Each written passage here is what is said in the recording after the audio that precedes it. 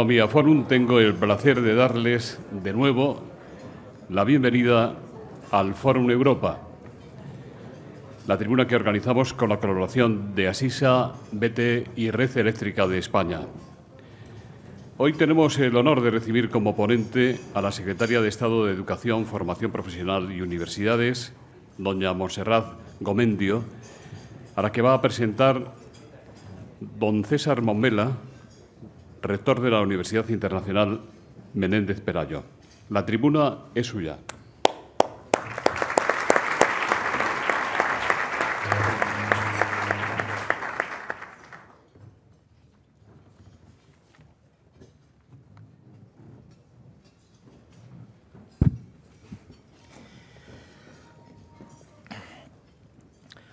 Buenos días, secretarios de Estado de Investigación, Desarrollo e Innovación, Telecomunicaciones, Sociedad de la Información, Deporte, subsecretario de Educación, delegada del Gobierno en Madrid. En fin, me complace mucho ver también a rectores tan amigos como el rector de Zaragoza, presidente de la CRUE, el rector de la Universidad de Alcalá de Henares, de la Universidad de San Pablo CEU, presidente del Consejo Escolar de Estado, presidente del CSIC. Sería interminable enumerar la cantidad de amigos y personalidades que hoy están convocadas. Señoras y señores, yo he aceptado con mucho gusto la invitación para presentar a la Secretaria de Estado de Educación, Formación Profesional y Universidades del Ministerio de Educación, Cultura y Deporte. Mi conocimiento de la Secretaria de Estado, Montserrat Gomendio, se remonta al año 1997, cuando quien les habla desempeñaba la presidencia del Consejo Superior de Investigaciones Científicas, teniendo, entre otras cosas, que enfrentarse a una crisis en uno de los 130 institutos que tiene esta institución emblemática para la ciencia y la tecnología en España. El instituto en cuestión, donde la doctora Gomendio ha desarrollado su trabajo durante muchos años, es el Museo Nacional de Ciencias Naturales, que incorpora un patrimonio científico labrado por España a lo largo de siglos, de gran potencial educativo, que ahora forma parte del CSIC, como anteriormente en los inicios del siglo XX lo fue de la Junta de Ampliación de Estudios. Ante la necesidad de decidir la marcha del director del Instituto del Museo, propuse a Montserrat Gomendio, una de las investigadoras más jóvenes del centro, que aceptara la dirección en funciones del citado instituto para someterse, poco después, al proceso normal de nombramiento por propuesta de su claustro. Monse aceptó el reto y pudimos encarar la crisis del centro y poco después llevar a cabo las iniciadas propuestas reglamentarias para efectuar un nombramiento definitivo. Un proceso en el que la candidatura de Montserrat Gomendio fue ratificada tanto por el claustro del centro como por su patronato. Quizá fue la primera ocasión en la que la actual secretaria de Estado puede asumir importantes responsabilidades de gestión. Nacida en Madrid en 1960, Montserrat Gomendio obtuvo la licenciatura en Biología con el grado correspondiente en 1984 por la Universidad Complutense de Madrid, lo que le supuso iniciar trabajos de investigación en la Estación Experimental de Zonas Áridas que el Consejo Superior de Investigaciones Científicas mantiene en Almería. Pronto había de trasladarse al Departamento de Zoología de la Universidad de Cambridge, en el Reino Unido, una de esas instituciones académicas que durante siglos se mantiene en la vanguardia de la investigación y la enseñanza superior en todo el mundo, como se constata año tras año en los diferentes rankings de universidades que se vienen publicando. Naturalmente, es de resaltar que formarse y trabajar en instituciones como la Universidad de Cambridge exige esfuerzo y competitividad, además de resultar altamente formativo. Para realizar su tesis doctoral, Montserrat hubo de competir por una beca predoctoral del St. John's College, beca que cubriría además de los nada reducidos costes de la matrícula en la citada universidad. Continuó trabajando con una Research Fellowship y completó su estancia de 7 años con un contrato de profesora asociada. Fue en esta institución académica, en el Departamento de Zoología, donde Montserrat Gomendio se doctoró tras trabajar como becaria y siguió trabajando después centrándose en investigaciones sobre reproducción de primates. Los fundamentos de la carrera académica de la Secretaria de Estado no pudieron asentarse en mejor sitio ni en mejor ambiente. En 1993, Montserrat Gomendio consideró que era el momento de regresar a España, cosa que hizo tras lograr un puesto de investigador científico del Consejo, también en abierta competencia con las oposiciones que entonces había de celebrarse, sin que en su caso hubiera de pasar anteriormente por el nivel inferior de la escala científica, entonces llamado de colaborador científico y hoy llamado de científico titular. Monse obtuvo directamente la plaza de investigador científico. Allí, en el Instituto del Museo de Ciencias Naturales, creó un grupo de investigación centrado en la ecología de la reproducción y, en concreto, en evolución de estrategias reproductivas, evolución del cuidado parental, papel de la selección sexual en la especiación, reproducción en especies en peligro de extinción, efectos deletéreos de la consanguinidad, conservación de la biodiversidad, etc. Toda esa labor científica ha dado lugar a unas 100 publicaciones de investigación, algunas en revistas tan prestigiosas como Nature, Science, Proceedings of the National Academy of Science de los Estados Unidos, y todo ello con un destacado impacto en su campo científico.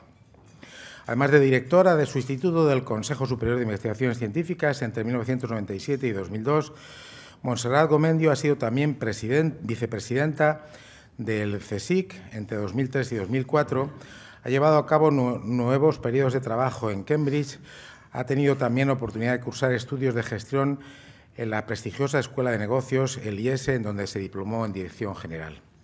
Desde hace bastantes años también accedió al máximo rango de profesora de investigación de este instituto.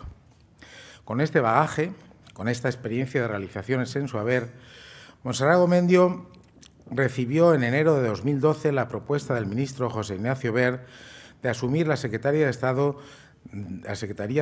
de Educación, Formación Profesional y Universidades. Es una oferta que constituye todo un reto en un ministerio de gran complejidad, como es el Ministerio de Educación, Cultura y Deporte. Se trataba, en cualquier caso, de asumir una tarea dentro de un proyecto político que obligadamente se planteaba como un proyecto reformista. Profundamente reformista, diría yo, porque así lo había establecido un mandato electoral ampliamente respaldado en las urnas. Creo que está demostrado el valor de las etapas reformistas, el valor que han tenido en el progreso de España en diversas situaciones históricas. La Secretaría de Estado, que en breve nos dirigirá la palabra, se viene entregando a esa reforma educativa porque, cito textualmente sus palabras, España podrá aspirar a convertirse en un país de primera línea donde el desempleo juvenil pase a ser un mal recuerdo solo si apuesta de forma decidida por la transformación de su modelo educativo. El científico social Max Weber teorizó hace casi un siglo sobre las figuras del científico y el político. A partir de las ricas reflexiones de este ensayo tan clásico, nos podemos preguntar no solo si desde el mundo académico y científico cabe asumir un compromiso político, un compromiso de responsabilidades de gestión pública, sino qué puede aportar quien con esa experiencia lo adopta con la convicción de servir a la sociedad. Naturalmente, la respuesta a la primera cuestión es sí. Hay que compartir los objetivos del proyecto político y adoptarlo cuando se considere que las cosas son así. Y volviendo a Weber, también podemos señalar que el científico puede aportar al quehacer político una idea clara acerca de las soluciones prácticas, una metodología para pensar y una claridad de ideas. Todo ello resulta muy necesario en momentos en que la reforma educativa, en todos los niveles, se revela como una prioridad esencial para la sociedad española. Querida Monse, todos esperamos tu intervención, convencidos de que el futuro de España se juega en buena medida en la educación. Muchas gracias.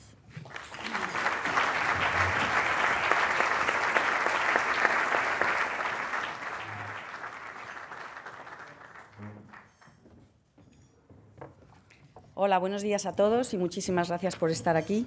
Como César ya ha hecho las presentaciones formales, yo os voy a tratar a todos como amigas y os agradezco muchísimo de verdad que estéis hoy aquí.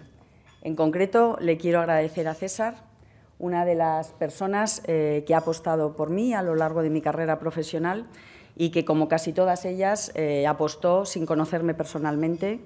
La primera de ellas fue Robert Hinde para entrar en la Universidad de Cambridge, luego Pere Albert, ya fallecido, para incorporarme al Consejo Superior de Investigaciones Científicas a través del Museo de Ciencias Naturales, Luego César Nombela, que me ofreció la dirección del Museo de Ciencias Naturales cuando yo me había incorporado hacía pocos años después de una larga estancia en Inglaterra. Emilio Lora Tamayo, que me ofreció la vicepresidencia del CSIC en su primera etapa como presidente del CSIC. Y finalmente José Ignacio Berto Ortega, que me ofreció la Secretaría de Estado. Bueno, y acabo con los agradecimientos porque todo el mundo del Ministerio se sigue riendo de en mi toma de posesión. Mi intervención fue una larguísima lista de agradecimientos que aparentemente resultó casi infinita y voy a empezar a hablar de educación. La primera pregunta, que puede parecer muy obvia, es ¿por qué es importante la educación y por qué es importante haber llevado a cabo una reforma educativa en este momento? Una reforma educativa, es obvio para todos, implica un importante coste político y también implica un importante coste económico. Luego, ¿por qué hacerla en un momento de crisis económica si normalmente se argumenta que los beneficios solo se van a ver a largo plazo y que, por lo tanto, ha habido personas que han argumentado de forma razonable que quizás este no era el momento y que quizás debíamos de esperar a superar la crisis económica para abordar algo de esta complejidad? Nuestra postura ha sido desde el principio que, precisamente porque estábamos en una crisis económica del tipo que teníamos, que derivaba no solamente de la crisis económica de nuestro entorno, sino que también derivaba en parte de las deficiencias de nuestro sistema educativo, sobre todo en lo que tiene que ver con el altísimo nivel de desempleo juvenil, era urgente acometer la reforma educativa tanto para los jóvenes que se están formando hoy en día como para el país en su conjunto. La educación es uno de esos sectores que tiene beneficios tanto para el individuo, porque es importante y cada vez más en sociedades democráticas y complejas tener un buen nivel de formación para poder participar activamente en una sociedad democrática, para poder participar de forma informada, para poder mantener un nivel de racionalidad muy importante en situaciones de crisis como las que vivimos en este momento y también, y por qué no, para poder mejorar la empleabilidad de nuestros jóvenes, que, como digo, ha llegado a cotas totalmente inaceptables. Ya está descendiendo, pero hemos llegado a tener un 57% de desempleo juvenil.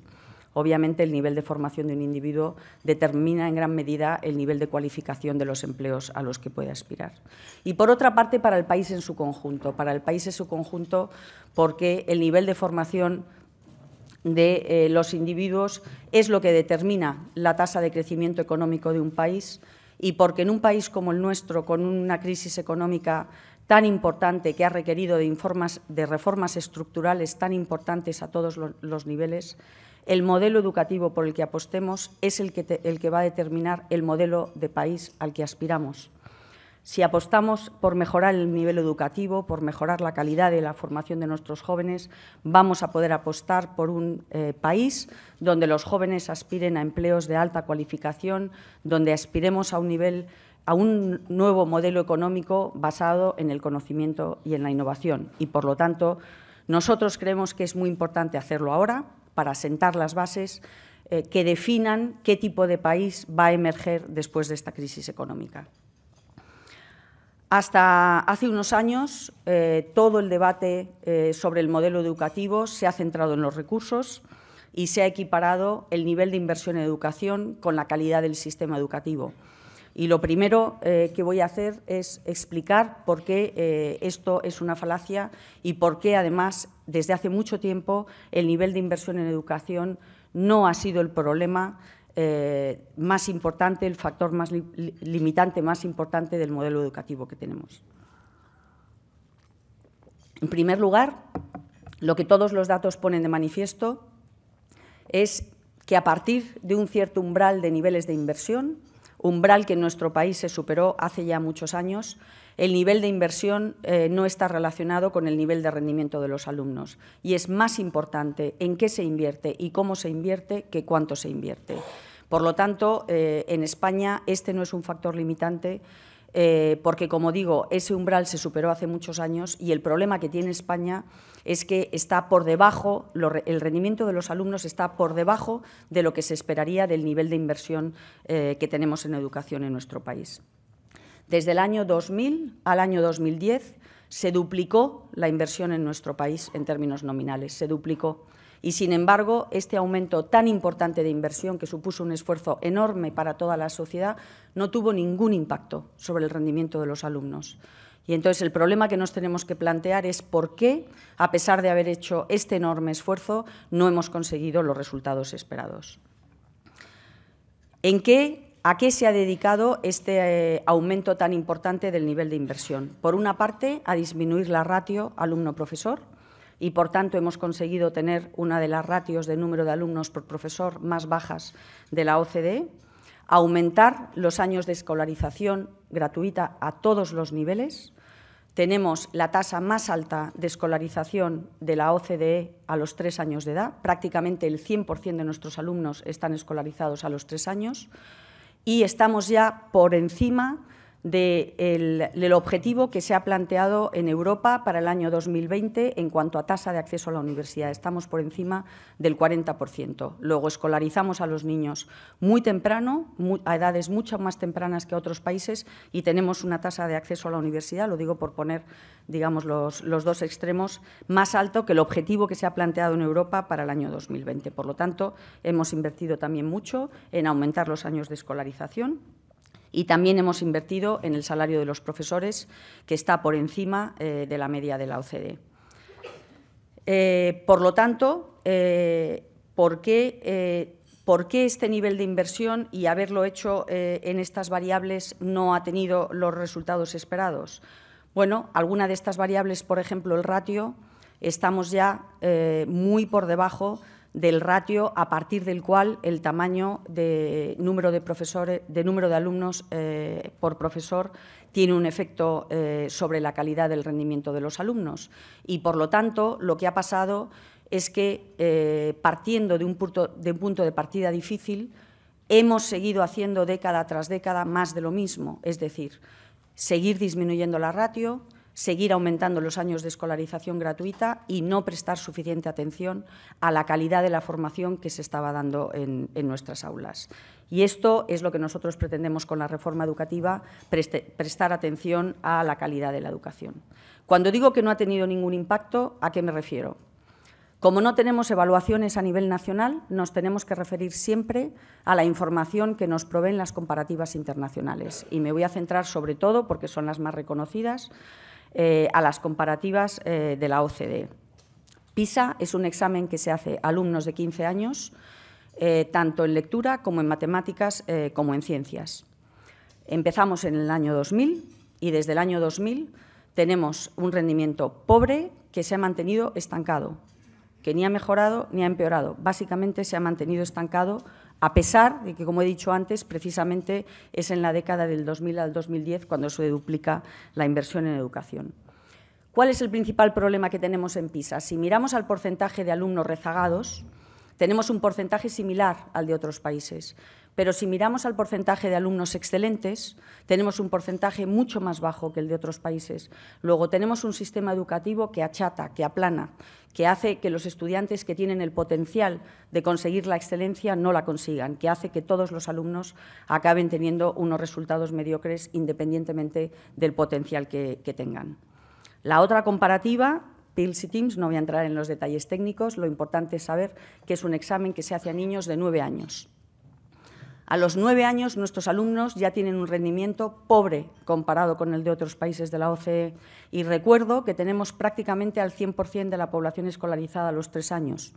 Y, sin embargo, nuestros alumnos tienen a los 9 años resultados más pobres que países como Finlandia, que escolarizan a los 7 años, o como la mayor parte de los países de Europa, que escolarizan a los 5 o los 6 años.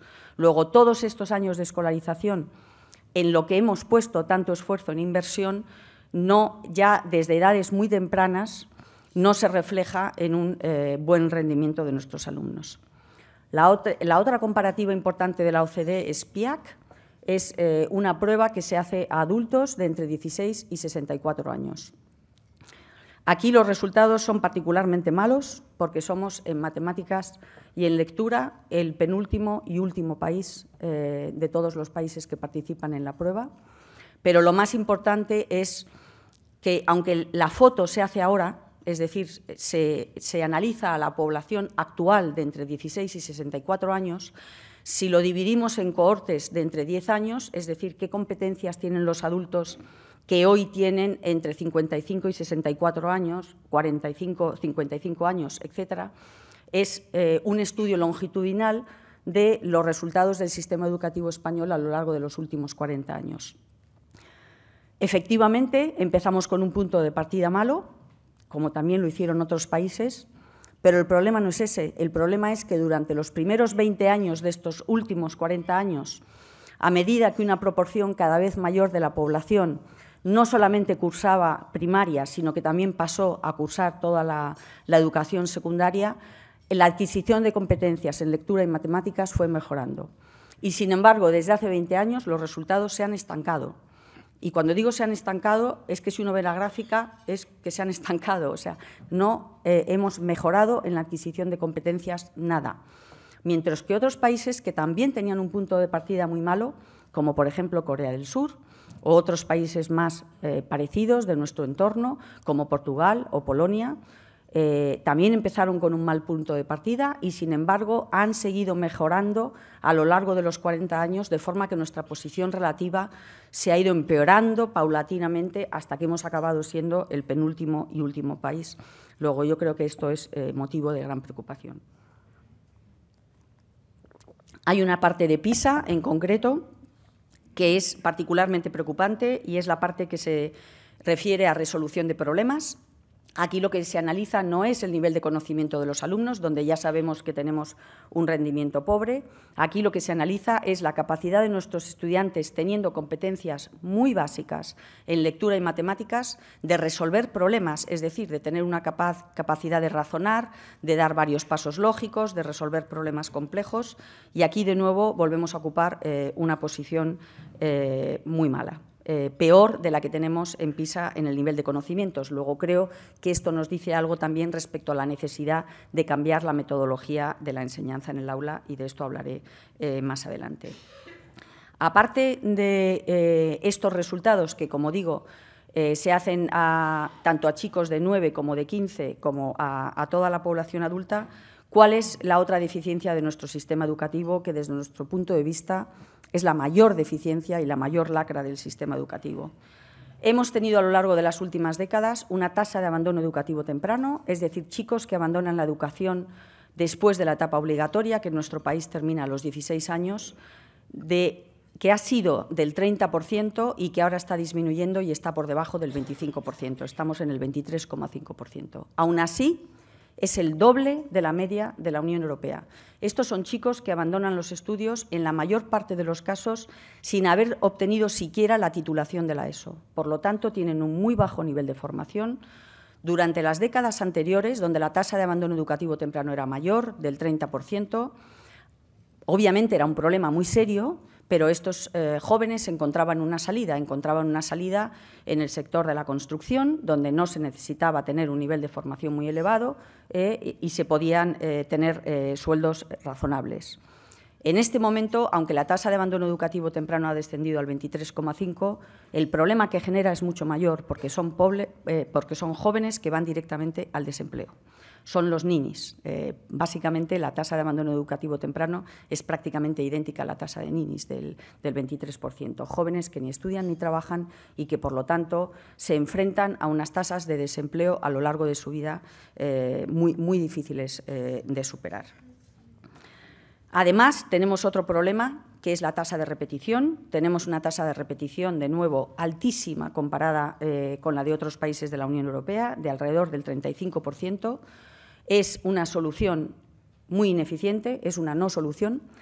Son chicos que normalmente, cuando repiten una vez, repiten otra vez y acaban conformando ese 23% de abandono educativo temprano y que es costosísima para el sistema. Nos supone 2.500 millones de euros al año y, por lo tanto, tenemos que encontrar otras soluciones a este problema.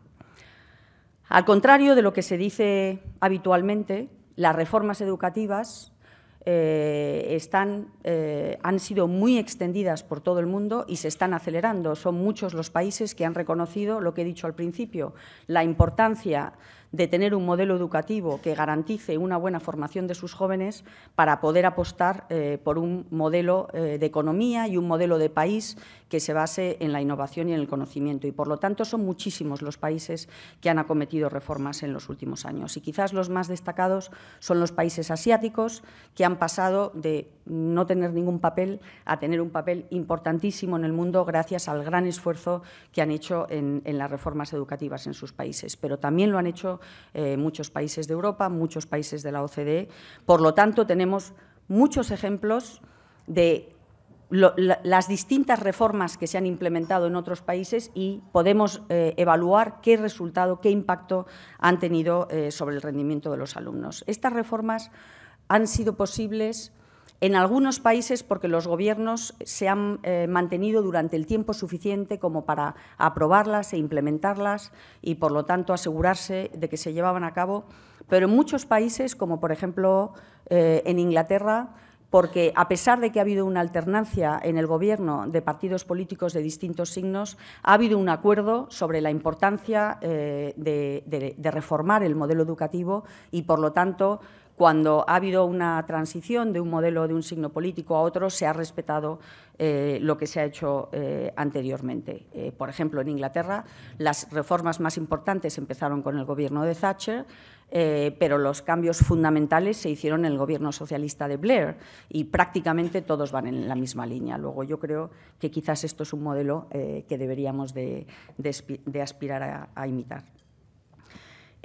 Por lo tanto, otra de las falacias que se repite continuamente, que es que no es bueno hacer una reforma educativa porque crea incertidumbre en el sistema, porque hay que mantener la estabilidad, pues nosotros no podemos estar de acuerdo porque un sistema que genera unos resultados muy pobres no se puede mantener, hay que cambiarlo. Ahora, también es verdad que hay que cambiarlo después de hacer una valoración muy robusta y muy sólida de cuáles son las reformas que en otros países realmente han tenido un impacto positivo sobre el rendimiento de los alumnos y, por lo tanto, ya contar con la experiencia de muchos años de todos esos países para poder tener la mayor certidumbre posible de que esas medidas también en nuestro país van a mejorar el rendimiento de los alumnos.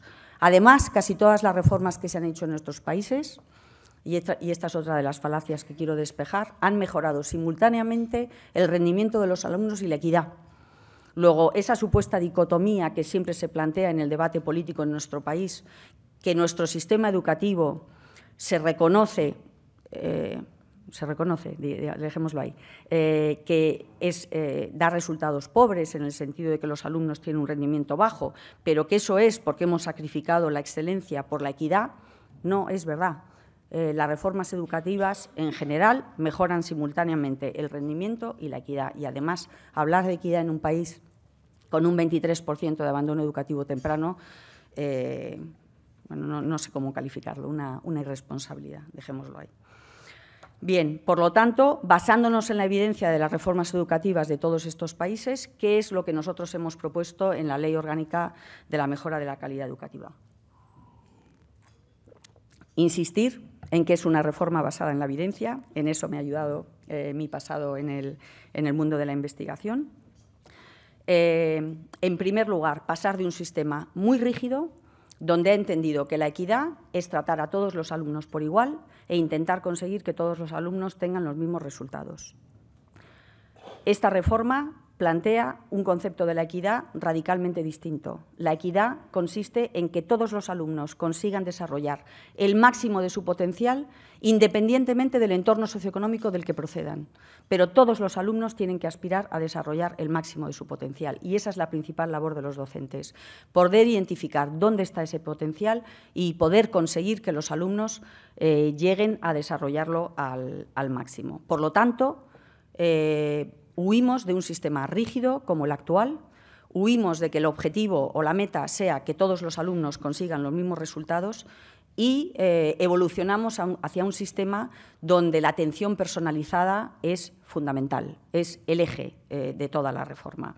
Por lo tanto, hay distintas trayectorias, hay mucha flexibilidad en la trayectoria, en el recorrido a lo largo de la formación educativa y una de las deficiencias más grandes del sistema educativo español, que es que tenemos una proporción bajísima de alumnos que eligen la formación profesional, conseguir modernizar y conseguir hacer atractiva la formación profesional para que los alumnos entiendan que el único camino no es la formación académica y para que un porcentaje de esos alumnos que abandonan los estudios sin haber obtenido siquiera el título de la ESO entiendan que hay una trayectoria más práctica y más directa de acceso al empleo. Para ello, y sin entrar en los aspectos técnicos, la formación profesional se conforma con 3 ciclos: la básica, la formación profesional de grado medio y la superior. Se establecen pasarelas entre ellas. En este momento, una de las razones por las que no les resulta atractivo a las familias es porque son callejones sin salidas. Un chico que elige un PCPI no pasa a la formación profesional de grado medio, y un chico que elige la formación profesional de grado medio no pasa a la formación profesional de grado superior, que se alimenta mayoritariamente de alumnos del bachillerato. Por lo tanto, facilitar el flujo de los estudiantes desde el primer ciclo hasta el último, dándoles a conocer, además, que hay puentes con la formación académica, de forma que siempre es reversible la decisión y que, en última instancia, si así lo desean, también pueden acabar accediendo a la universidad. Por otra parte, unas evaluaciones en nuestro país externas a los centros, homogéneas en todo el territorio nacional para las asignaturas troncales. Todo el mundo insiste en llamarlas reválidas. No voy a discutir cómo se llaman, voy a explicar la diferencia con las reválidas. Son evaluaciones para que los alumnos puedan obtener la titulación de la ESO y la titulación del bachillerato.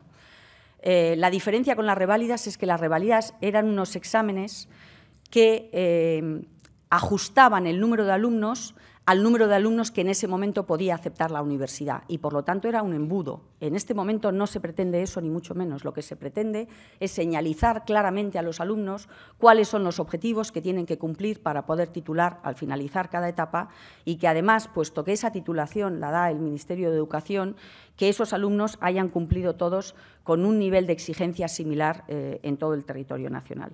Cuando se han implementado evaluaciones en otros países, en todos los casos han mejorado los resultados en un periodo de tiempo muy corto, de 2 a 3 años, y además son los resultados de los alumnos de bajo rendimiento los que más han mejorado. Por lo tanto, el considerar las evaluaciones como algo discriminatorio, yo creo que es totalmente equivocado. Es un incentivo y es una clarificación de objetivos.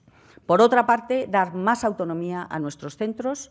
Esto es un voto de confianza a los directores, que en este momento tienen muy poco margen de maniobra para tomar decisiones, y un voto de confianza a los profesores, que en este momento también tienen muy poco margen para desarrollar la creatividad y la innovación, y que yo creo que esta es parte del problema que genera cierta frustración entre los docentes. Por lo tanto, a partir de ahora van a poder tomar más decisiones, sobre todo en el ámbito de la especialización curricular, y por lo tanto los centros van a poder especializarse, si así lo desean, en determinados ámbitos, en artísticas, en ciencias, en lo que así deseen, el tipo de currículum que creen donde pueden garantizar una mayor calidad.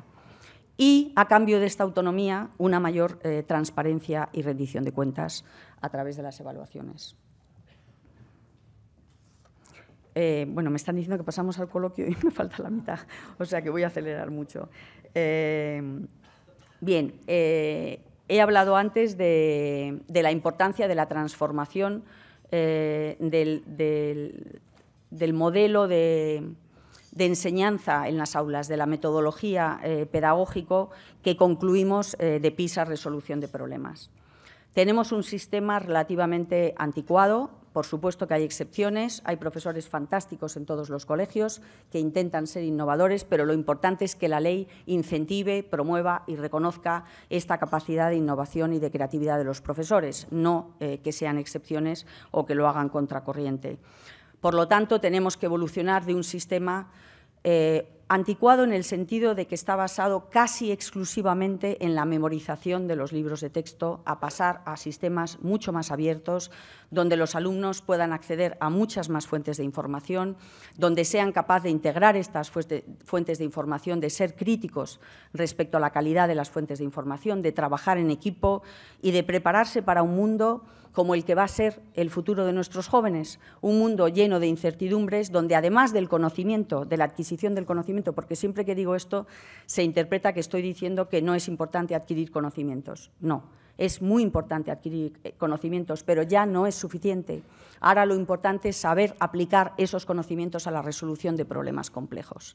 Y, por lo tanto, tenemos que tener un profesorado que tenga una capacidad muchísimo mayor de innovar, de ser creativos, de estimular a sus estudiantes, de no solamente transmitirles lo que dice un libro de texto, sino de ayudarles a desarrollar pensamiento crítico, de ayudarles a trabajar en equipo. Y eso es uno de los grandes desafíos que tienen los profesores, que yo creo que, siendo un desafío importante, es un desafío en positivo, es un desafío para que desarrollen toda la creatividad y toda la innovación que hasta ahora no han podido desarrollar. Quiero acabar solamente repasando lo que creo que son falsas dicotomías que se han mantenido en el debate político a lo largo de estos 2 años y medio. Por una parte, como he dicho al principio, que la calidad del sistema educativo equivale al nivel de recursos. Nuestro país es un triste ejemplo de que eso no es así. Habiendo duplicado el esfuerzo en inversión, no se ha conseguido ningún efecto sobre el rendimiento. Por lo tanto, tenemos que empezar a valorar el sistema educativo por los resultados, es decir, por el rendimiento de los alumnos. Plantear una falsa dicotomía entre equidad y excelencia.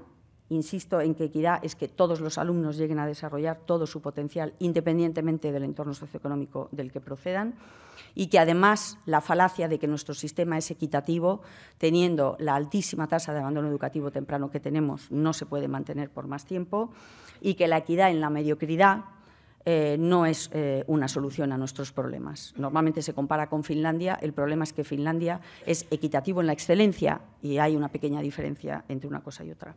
Y, por otra parte, que exigir esfuerzo de nuestros alumnos no es lo mismo que discriminar. Cada vez que tomamos una medida que incentiva el esfuerzo de nuestros alumnos y que reconoce el mérito de aquellos que lo realizan, se nos acusa de discriminar y, en general, de discriminar contra los alumnos que vienen de familias de rentas bajas. Todas las medidas que hemos tomado, todas ellas encaminadas a incentivar el esfuerzo y a reconocer el mérito, han tenido el efecto deseado, es decir, no han excluido a nadie, no han discriminado a nadie.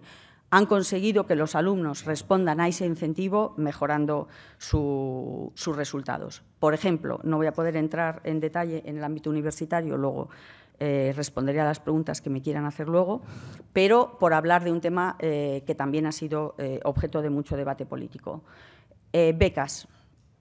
Uno de los cambios que hemos introducido, que estaba contemplado en todas las leyes, y en el ámbito universitario no hemos modificado ninguna ley, luego eran leyes anteriores, se dice que la beca es un derecho siempre que los alumnos cumplan con determinados requisitos de renta y de rendimiento académico. Había sido una opción de los gobiernos anteriores no incluir rendimiento académico, porque se contemplaba como uno de los 2 requisitos que tenían que cumplir los alumnos para poder tener una beca. Recuerdo que en nuestro país, a diferencia de la mayoría de los países de la OCDE, a los alumnos les damos una beca que no tienen que devolver, cuando en la mayor parte de los países de la OCDE lo que dan son préstamos que el alumno tiene que devolver cuando consigue un trabajo.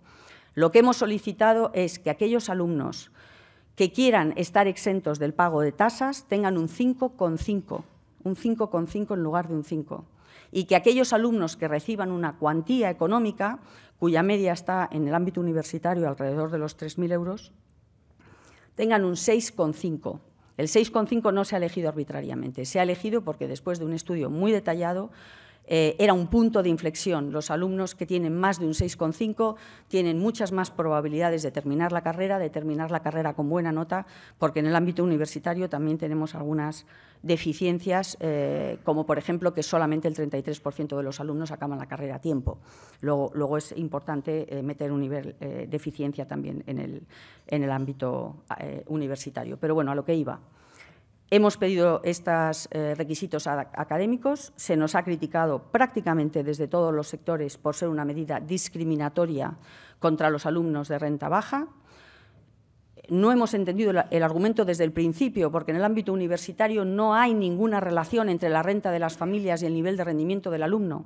Eso ya se ha corregido a lo largo de todos los años que han estado en el sistema educativo. Esa es una de las funciones más importantes del sistema educativo, poder corregir las diferencias que hay en el punto de partida, que, insisto, en nuestro modelo educativo es a los 3 años. Luego hay muchos años para corregirlo y en eso sí que somos eficientes, y cuando llegan a la universidad no hay ninguna relación entre rendimiento rendimiento del alumno y renta de las familias. Luego, el argumento ya partía de una presunción equivocada.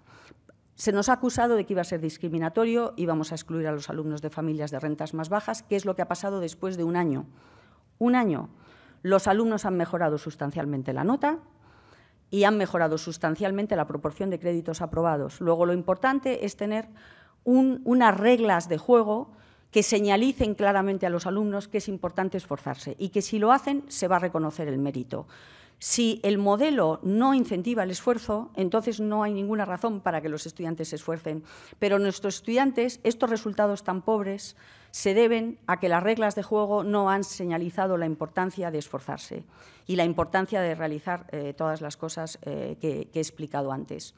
En cuanto a eso se señaliza claramente, nuestros alumnos, como los alumnos de Finlandia, como los alumnos de Singapur, como los alumnos de Corea del Sur, son tan capaces como cualquiera de sacar los mejores resultados. Tenemos que tener un modelo que se lo incentive, que se lo facilite y que les ayude a desarrollar ese potencial. Muchísimas gracias.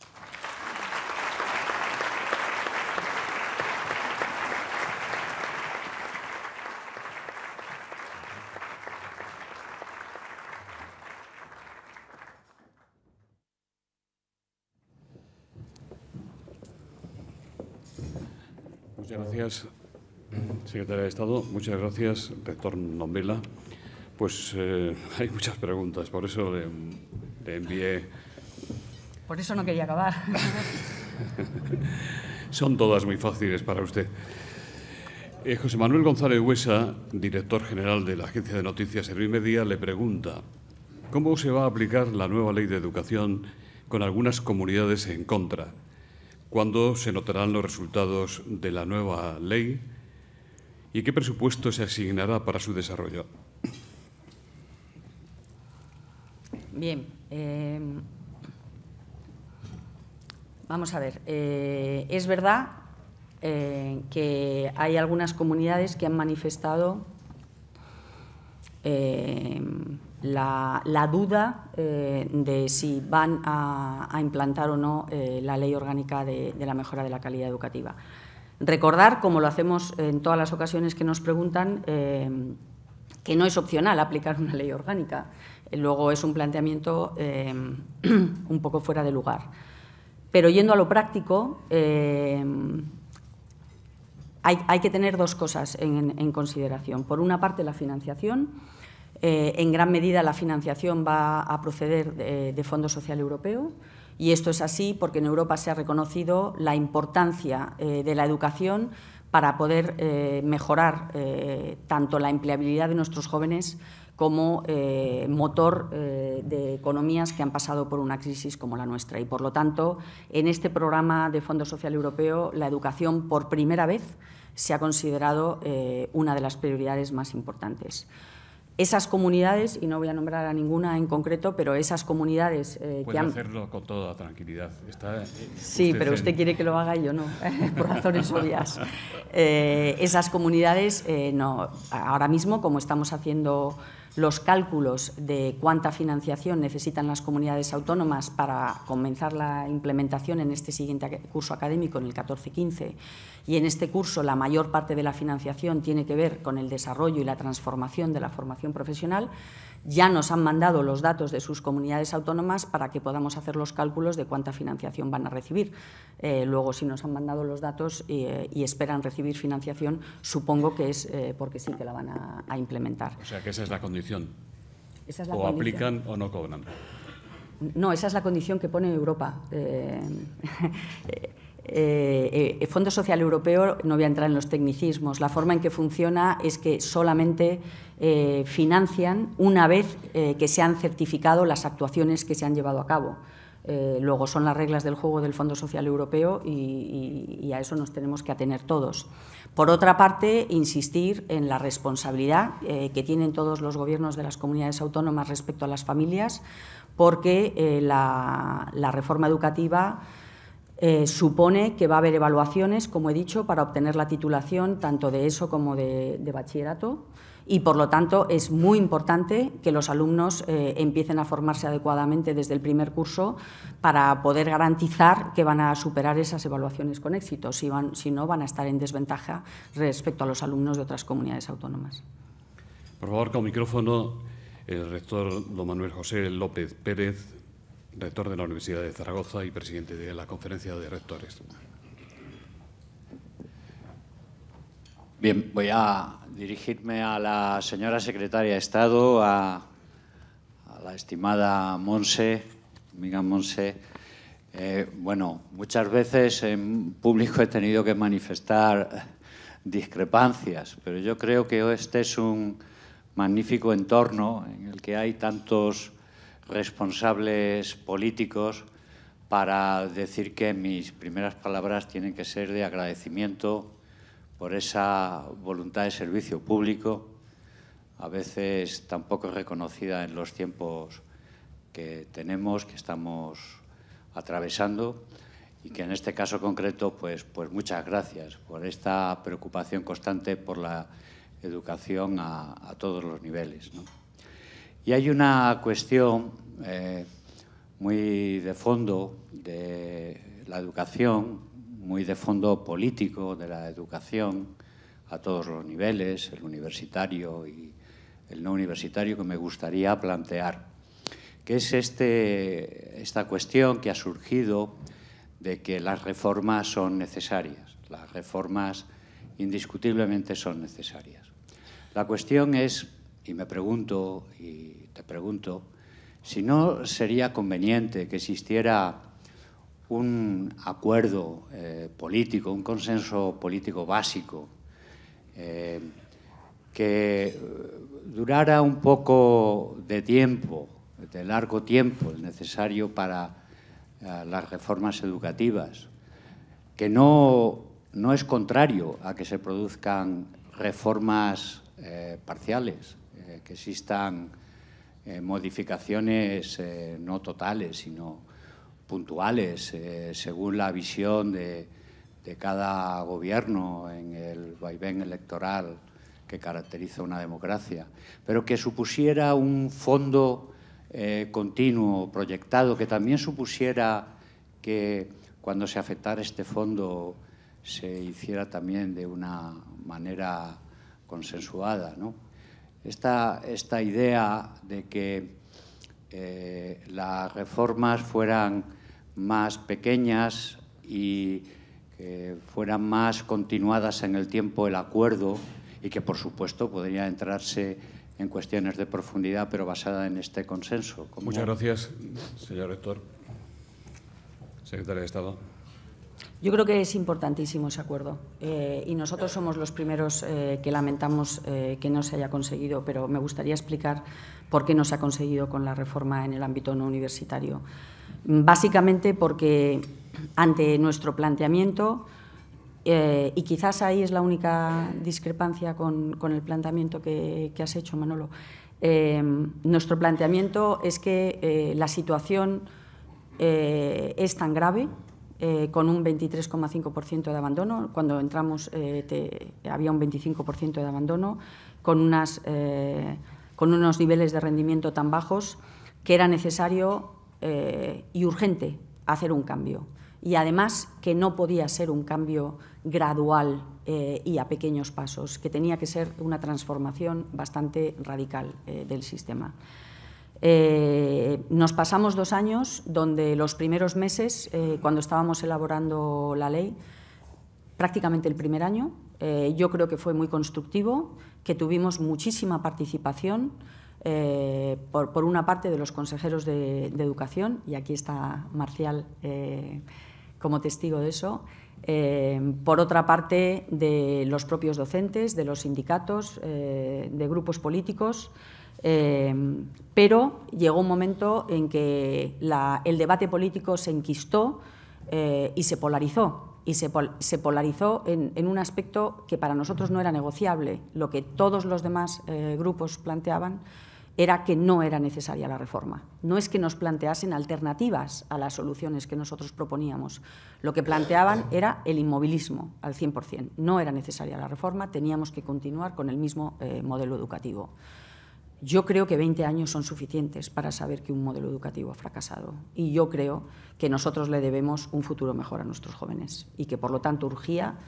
Y visto que el planteamiento era ese y que no se nos ofreció ninguna alternativa a ninguna de las propuestas concretas que nosotros hicimos por parte de aquellos que manifestaron públicamente su rechazo a la reforma, pues realmente había muy poco espacio para negociar. Antes he puesto el ejemplo de Inglaterra. He tenido la oportunidad de estar recientemente hablando tanto con los ministros de Educación del Gobierno actual como con los exministros de Educación del Gobierno de Tony Blair. E insisto que son reformas que empezaron con Thatcher y yo creo que es un ejemplo de un país que se ha puesto de acuerdo en las cuestiones básicas. En primer lugar, la importancia de la educación y, en segundo lugar, los 4 pilares fundamentales de cuáles son los objetivos que hay que conseguir. Y, como he dicho, de hecho fue un ministro socialista con el Gobierno de Blair que tuvimos la ocasión de hablar con él, Andrew Adonis, quien hizo los cambios más radicales, y más radicales habló de mucho más allá de lo que nosotros hemos planteado a la LOMCE, de unos colegios que se llaman academies, que tienen total nivel de autonomía, ni siquiera están obligados a seguir el currículum que define el Gobierno. A cambio de esto tienen un sistema de rendición de cuentas muy severo, y el Gobierno tiene la posibilidad de cerrarlos. No dependen de las autoridades locales, dependen directamente del Gobierno, y que además todos tienen un patrocinador privado que no solamente aporta financiación, sino que se ocupa de la gobernanza del centro.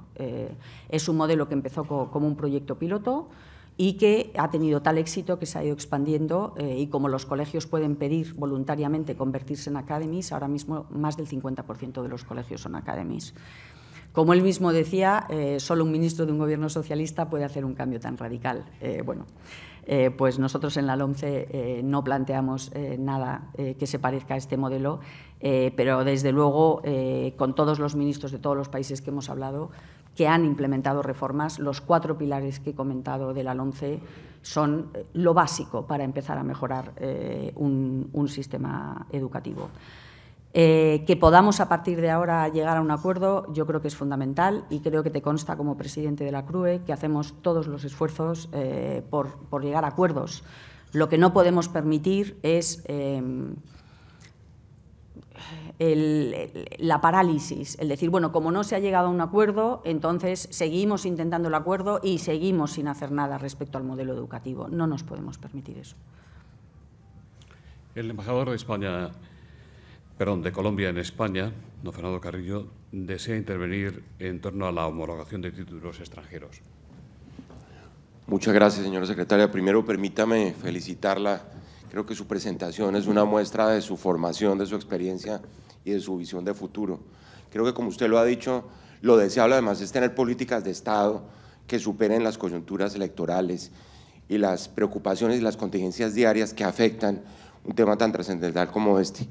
Me parece que, como se ha dicho también, las reformas educativas son reformas 2.0, son reformas mucho más complejas desde el punto de vista de su preparación, de su aprobación en las legislaturas, de su ejecución, de su implementación. Usted se refería a la dimensión internacional de todo esto, y yo creo que esto es un tema grueso y es un tema trascendental.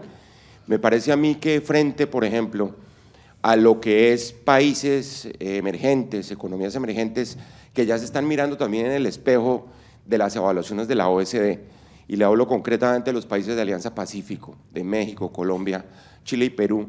Nosotros estamos ya incursionando en ese campo, es decir, sin ningún temor, estamos siendo evaluados por los estándares internacionales de la OECD, al paso que simultáneamente constituye un espacio importantísimo para el desarrollo profesional de profesionales de uno y otro lado. El presidente Rajoy, con mucha precisión y con mucha visión de futuro también, ha dicho que un elemento fundamental, por ejemplo, la relación de España con la Alianza Pacífico, es la movilidad de talentos, y la movilidad de talentos creo que es la punta de lanza de la dimensión internacional de la reforma educativa.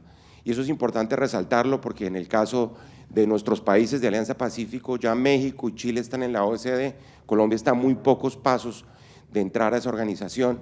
Entonces creo que esa nivelación por lo alto para que profesionales españoles, como de hecho está sucediendo, el presidente de México contaba antes de ayer que sumado al monto nuestro de inversiones, que las inversiones en infraestructura de Alianza Pacífico, donde van a poder intervenir las empresas españolas y los profesionales españolas, rebasan los 600.000 millones de euros, con lo que representa eso en términos de mercados y en términos de práctica profesional de todos los que son egresados, por supuesto, de universidades españolas y la reciprocidad que eso supone para nuestros profesionales también en territorio español. Entonces yo sé que por la falta de tiempo probablemente usted no se pudo referir, señora secretaria, pero quiero destacar además la claridad que tiene el gobierno del presidente Rajoy para tener en la movilidad de talentos una de las áreas más importantes en términos de lo que representa la globalización de la educación. Muchas gracias, embajador.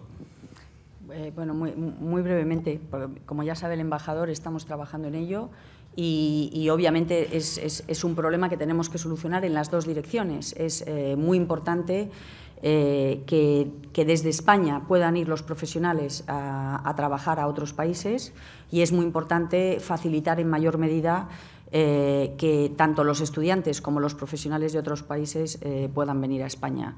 Tenemos en nuestras universidades una tasa de internacionalización muy baja, solamente el 2% de los estudiantes son estudiantes extranjeros y por lo tanto estamos muy lejos de la tasa de internalización que hay en otros países de la Unión Europea y estamos trabajando en todo el tema de homologación y equivalencia de títulos, que era una asignatura pendiente en nuestro país desde hace mucho tiempo, para poder facilitar el intercambio en ambas direcciones, que es muy importante para todos. Secretaria, le preguntan también si habrá oposiciones para nuevos profesores pronto. Estos días se ha suscitado una polémica en torno a la retribución del profesorado y le preguntan cuál sería, en su opinión, el sueldo mínimo de un profesor. ¿Tendría que haber una mayor diferencia entre las remuneraciones de los distintos tipos o rangos de enseñanza, universitaria, profesional, etcétera? Y también le preguntan si debería haber un mayor incentivo económico y de currículum para el desempeño de responsabilidades como la de director o de jefe de estudios. Bien, las oposiciones en este momento, el acceso a la función docente, tanto en el ámbito universitario como en el universitario, está limitado por la oferta de empleo público, que en este momento se le aplica el trato de excepcionalidad en los dos ámbitos y, por lo tanto, sí tienen tasa de reposición, pero tienen una tasa de reposición del 10%, que obviamente está generando un problema por la poca gente que consigue entrar, insisto, tanto en el ámbito universitario como en el no universitario. Las oposiciones las convocan las comunidades autónomas y son ellas quienes toman las decisiones respecto a la conveniencia o no de hacerlo cada año. En cuanto al salario, insisto en lo que he dicho antes. El salario de nuestros profesores está por encima de la media de la OCDE. ¿Quiere eso decir que yo creo que es demasiado alto? No.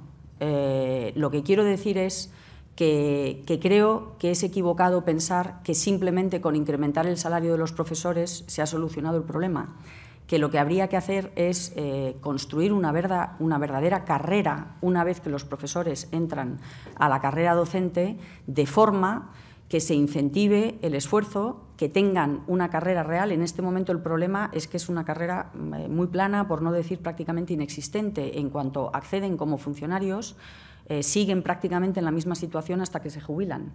Entonces, ahí es donde yo creo que radica el problema. Debería de haber una carrera real, debería de haber una posibilidad de promoción a distintos niveles que tuviese que ver con los méritos y el esfuerzo que esos profesores realizan para mejorar el rendimiento de sus alumnos, y que esa promoción tuviese que ver no solamente, que también, pero no solamente con mejoras económicas, sino también con ampliar el ámbito de sus responsabilidades. Por ejemplo, otra de las cuestiones en las que nuestros profesores en el modelo educativo que hemos tenido hasta ahora funcionan de forma muy diferente al de otros países que han implementado reformas educativas y han modernizado, y que se pone de manifiesto en las encuestas que se hacen, por ejemplo, a través de TALIS, que es un estudio de la OCDE, donde se pregunta a los profesores directamente sobre toda una serie de cuestiones que les preocupan.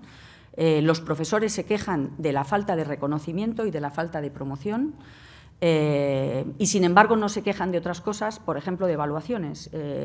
Sí que ven bien las evaluaciones por el componente que tienen de clarificación de objetivos, y sí que ven bien que se les evalúe a ellos siempre y cuando esa evaluación suponga que se les va a reconocer los méritos y van a poder promocionar. Aquellos profesores que consiguen un buen rendimiento de los alumnos, sería muy importante que promocionasen y que adquiriesen responsabilidades en el sentido de poder extender el ejemplo de sus buenas prácticas a otros profesores.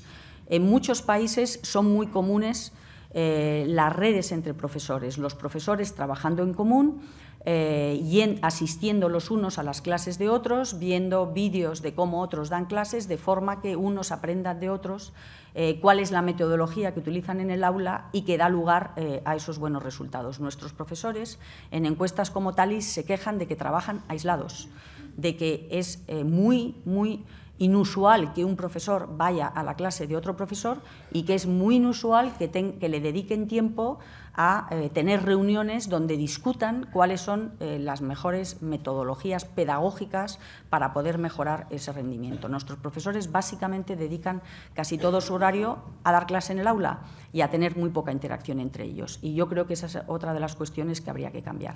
Crear una verdadera carrera docente, crear el incentivo para el esfuerzo y la mejora, reconocer a aquellos profesores, que son muchos, que dedican muchísimo esfuerzo a poder sacar lo mejor de sus alumnos y mejorar el rendimiento, y que este incentivo no solo sea un incentivo económico, sino también sea un incentivo en cuanto a asumir responsabilidades y poder conseguir que otros profesores aprendan de estas buenas prácticas. Yolanda López, de TV3, dice: el Consejo de Estado, en un dictamen, acaba de cuestionar severamente la disposición adicional 38, tanto en la falta de dinero como en la dificultad de aplicación en determinados supuestos.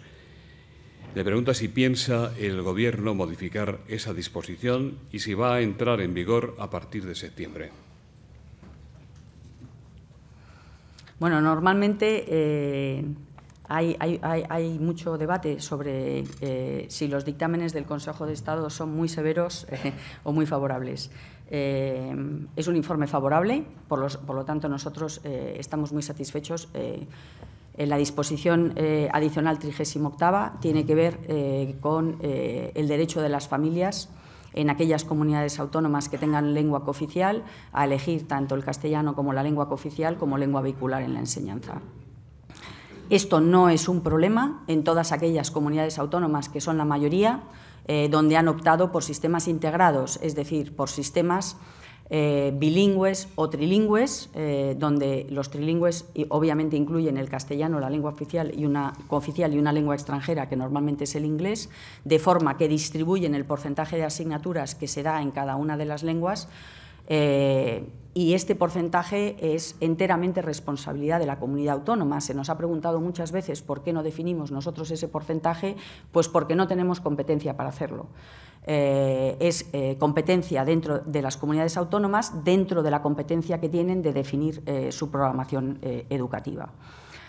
Como digo, la mayor parte de las comunidades autónomas han optado por estos sistemas integrados, bilingües o trilingües, definen el porcentaje que ellas consideran apropiado, y en algunos casos incluso ese porcentaje varía dentro de la comunidad autónoma según las necesidades que ese Gobierno entienda que tienen los alumnos en las distintas zonas de la comunidad autónoma. Solo representa un problema allá donde hay sistemas de inmersión lingüística que en sí no suponen ningún problema, que solo generan un problema cuando excluyen la posibilidad de que las familias elijan el castellano como lengua vehicular.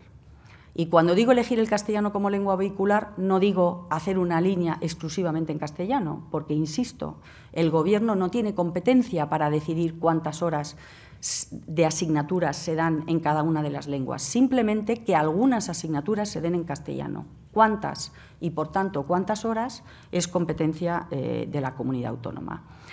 Por lo tanto, en la mayoría de las comunidades autónomas no se genera ningún problema, pero allí donde se genera un problema se necesita una solución, porque las familias tienen el derecho constitucional a elegir el castellano como lengua vehicular. ¿Qué es lo que dice el dictamen del Consejo de Estado? Es un informe favorable y tiene dos observaciones esenciales.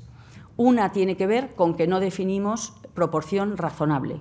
Y entonces ya hemos hecho los cambios necesarios para explicar lo que acabo de decir, que es que no es nuestra competencia definir cuál es la proporción razonable. Nuestra competencia es solamente velar porque el derecho de esas familias a elegir el castellano o la lengua cooficial como vehiculares se cumple.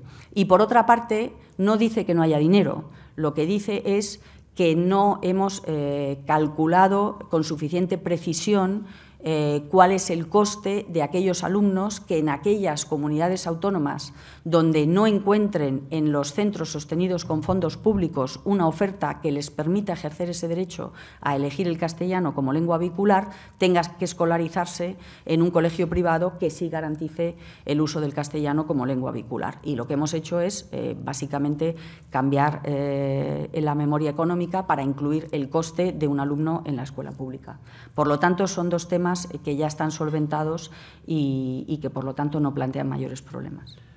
Los obispos se quejan y también muchas asociaciones de padres de alumnos le preguntan qué pasará con la clase de religión.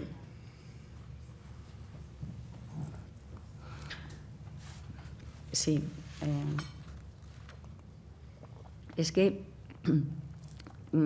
hay dificultad, y no lo digo por los obispos, lo digo en general, hay dificultad para entender que una de las consecuencias de la mayor autonomía que le damos a los centros docentes es que el Ministerio de Educación ya no define la carga lectiva de las asignaturas. Lo único que hace es decir que las asignaturas troncales, que son aquellas cuyo contenido define el Estado, deben de ocupar como mínimo el 50% del horario, pero no entra a definir cuál es el número de horas que se debe dedicar a cada asignatura. Eso forma parte del nuevo marco de autonomía de los centros docentes. La queja entiendo que se refiere a los territorios donde el Ministerio sí decide, porque es competencia del Ministerio, que son Ceuta y Melilla, y donde lo que se ha planteado dentro del respeto a este marco de autonomía que le permitimos a los centros docentes es que la asignatura de religión tenga un mínimo de 45 minutos.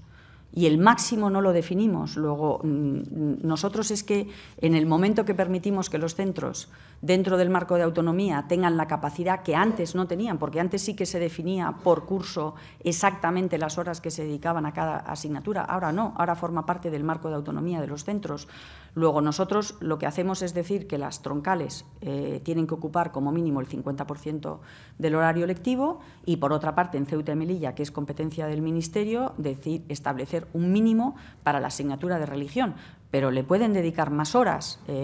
Todo depende del balance que quieran entre esa asignatura y todas las demás que también necesitan espacio en el currículum. Es un mínimo, no es un número de horas definido. Leticia Arenas, de Radio Nacional de España. ¿Se ha planteado el Ministerio subir el coste de las enseñanzas no obligatorias?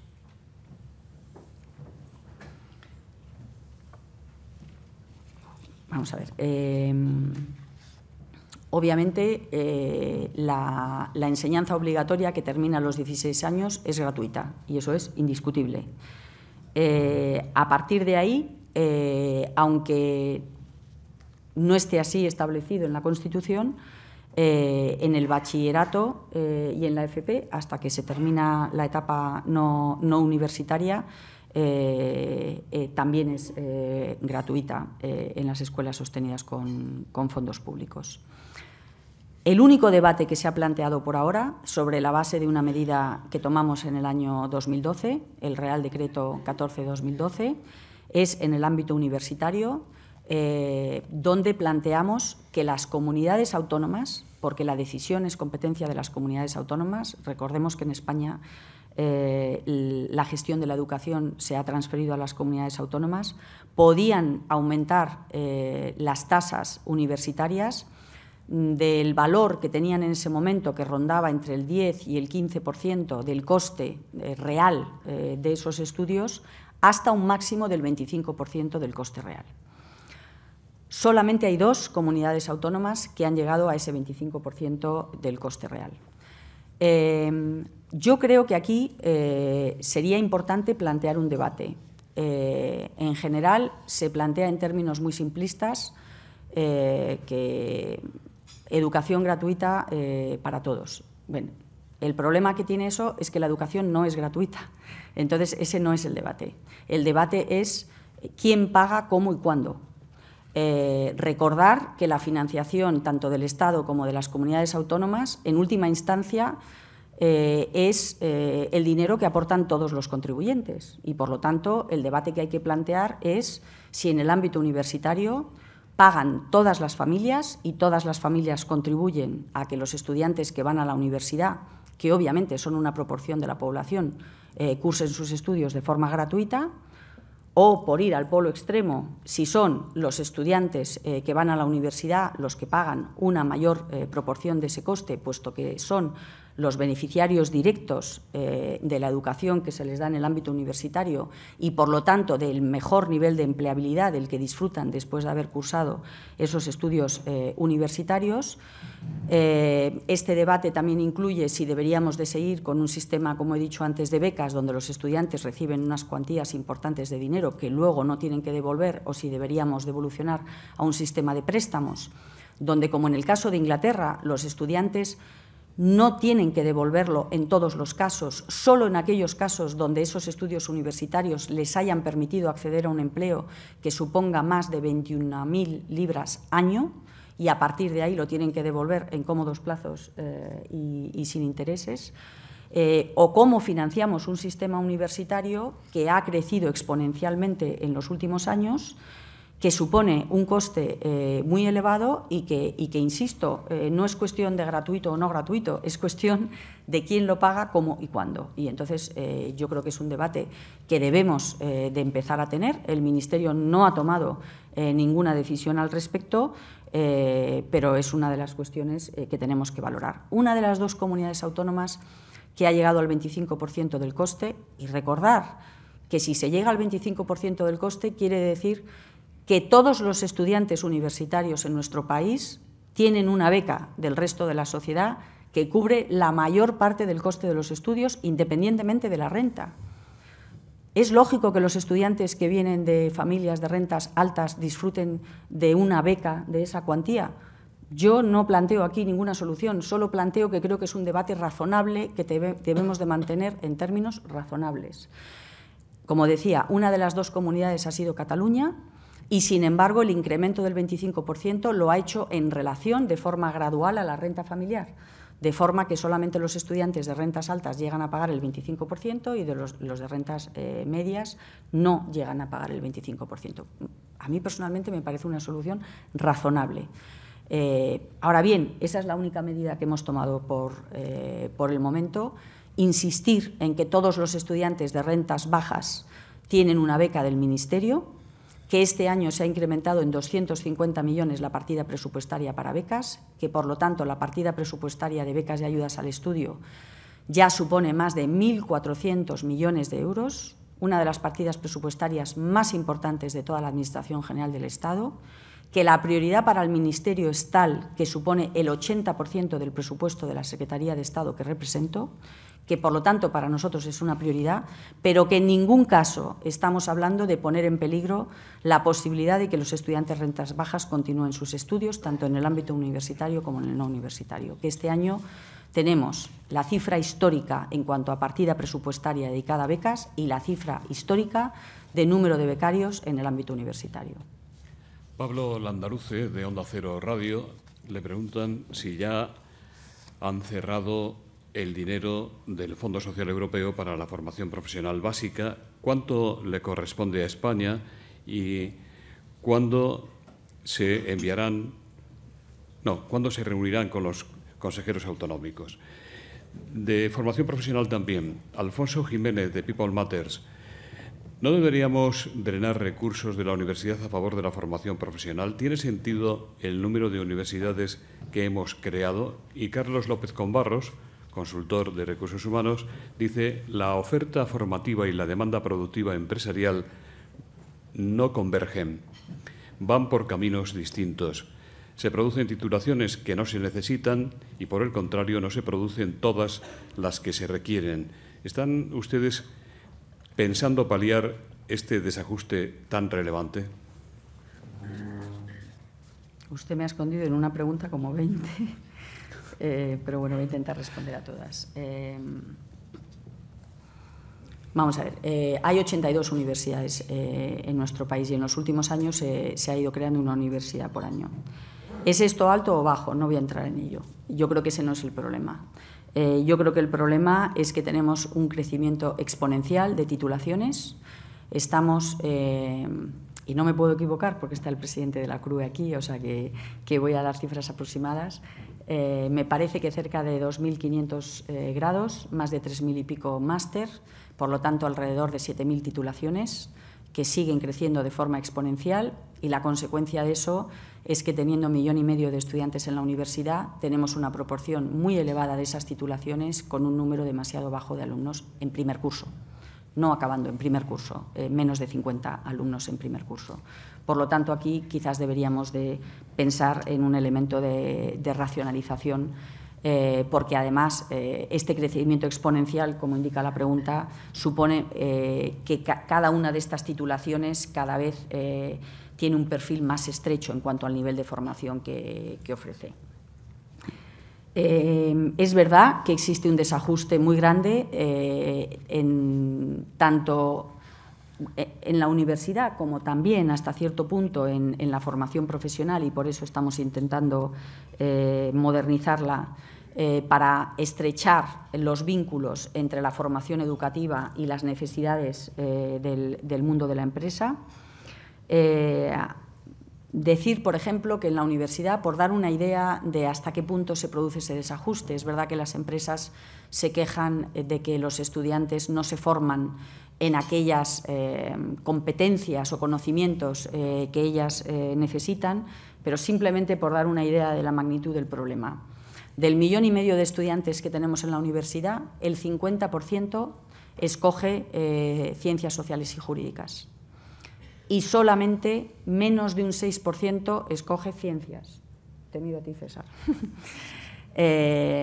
Bien, parte de la responsabilidad nuestra, porque en este momento no damos ninguna información a los estudiantes sobre el nivel de empleabilidad de las distintas carreras. Y yo creo que sería muy importante que los estudiantes, a la hora de tomar la decisión de qué van a estudiar, tuvieran en cuenta esa información,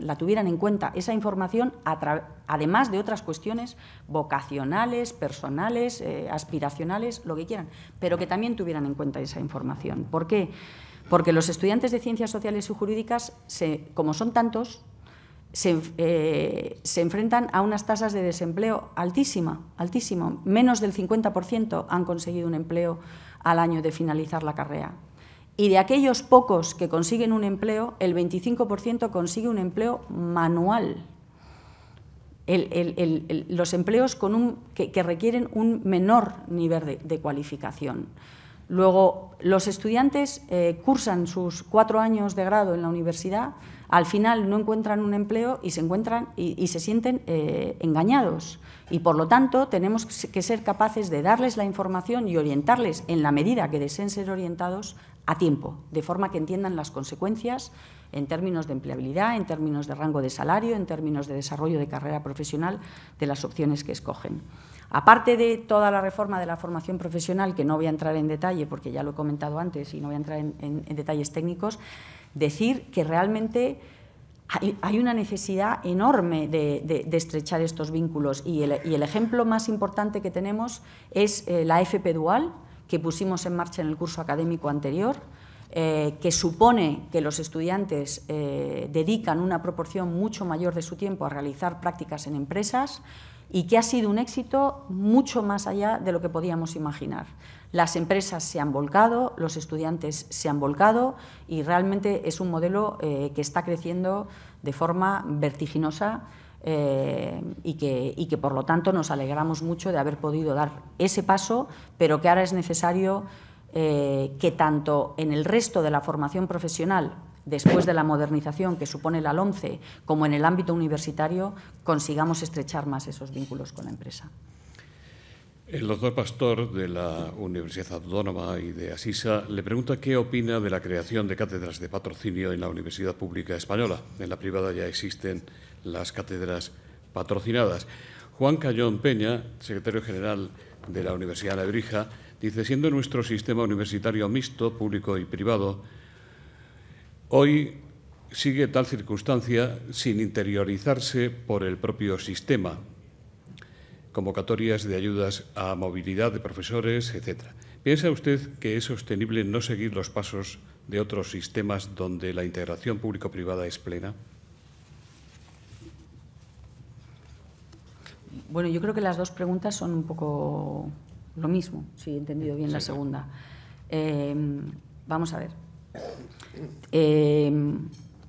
Parte del problema de la financiación de la Universidad Española es que depende en mucha mayor proporción que en otros países de la Unión Europea de financiación pública.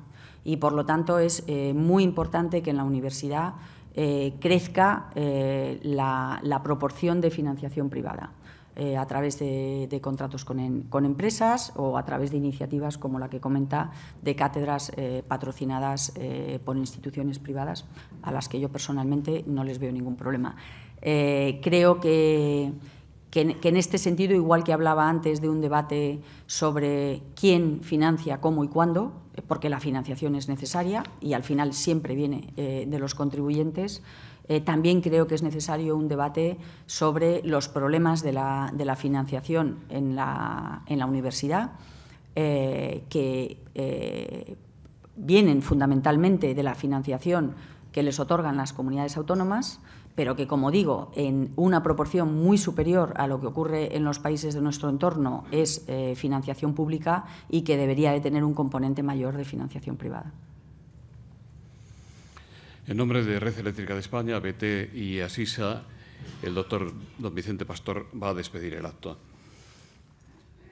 Pues agradezco a nuestro moderador, don José Luis Rodríguez, esta oportunidad de dirigirme a ustedes en nombre de Asisa y de su presidente, el doctor Iborra. Probablemente no es casualidad que lo haga porque, además de médico, soy profesor universitario desde hace más de 40 años y dirijo una de las cátedras de patrocinio más antiguas, la de Asisa, en la Universidad Autónoma. Se dice que Unamuno, en un momento de enfado, dijo que solo había 3 razones para permanecer en la Universidad Española, que eran julio, agosto y septiembre. Yo felicito a Montserrat Gomendio y a todos ustedes por sus preguntas, que vienen a demostrar que hay muchas más razones para permanecer en el sistema educativo y, eso sí, cambiarlo, adaptándolo a estos tiempos. Muchas gracias y que tengan un provechoso día.